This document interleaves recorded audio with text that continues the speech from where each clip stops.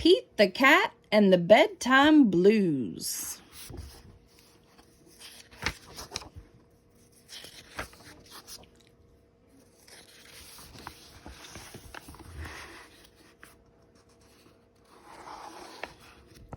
Pete and the gang had a great day. They'd been at the beach, surfing sun, and tons of fun. But when the sun went down, they didn't want the fun to end. Pete had an idea. Hey, how about a sleepover? More time for tons of fun. Groovy. Pete's place, let's go.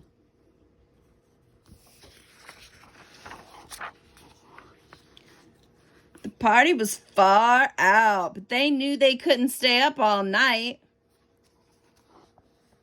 The gang decided it was time to say goodnight. On went the pajamas and out went the light. Good night, Gus. Good night, Alligator. Good night, Toad. Good night, Pete.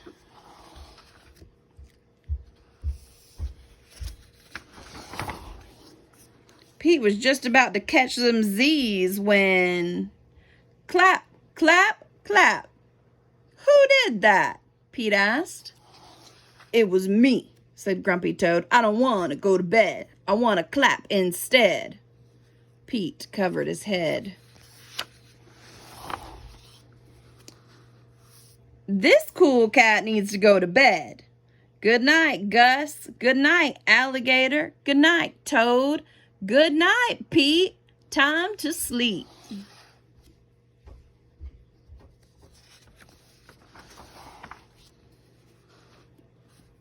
Pete tried again to catch some Z's when rat-a-tat-tat. Who did that? Pete asked. It was me, said Gus the platypus. I don't want to go to bed. I want to jam instead. Pete covered his head. This cool cat needs to go to bed. Time to sleep. Good night, Gus. Good night, Alligator. Good night, Toad. Good night, Pete.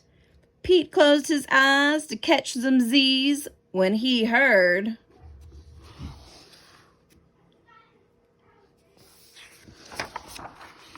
Munch, munch, munch.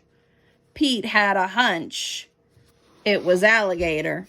He was always up for eating. What could Pete do?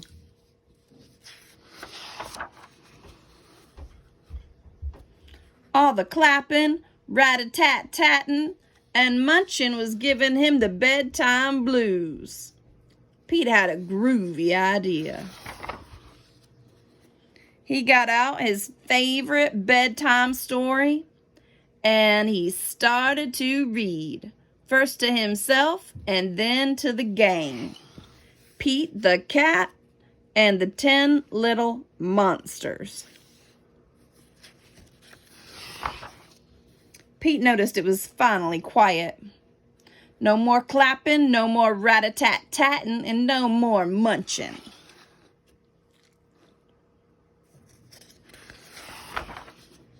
They all settled down. No one made a sound.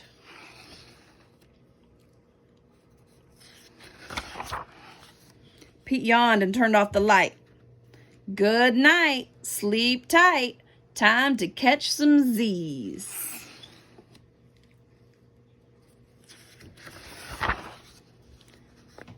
Tomorrow was another day for surfing sun and tons of fun.